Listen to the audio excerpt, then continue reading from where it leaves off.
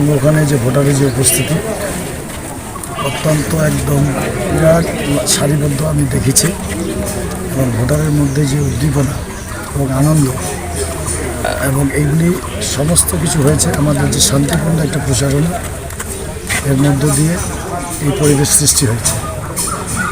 আর আমি আমার জয়ের ব্যাপারে 100% আশাবাদী। আমি প্রচারণার মধ্য দিয়ে সাধারণ ভোটারদের যে আমি সাড়া পেয়েছি তাতে আমি নিশ্চিত 100% আমি বিজয়। আমি ভোট দিলাম, আমার প্রতীকে আমি ভোট দিলাম।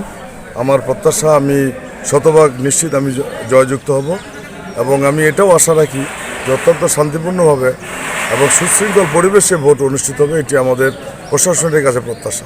এখন পর্যন্ত মনে করছি যে ঝামেলা হওয়ার কোনো লক্ষণ নেই, তবে আমি কনফার্ম না যে কখন কী ঘটবে এটা আমি কনফার্ম না।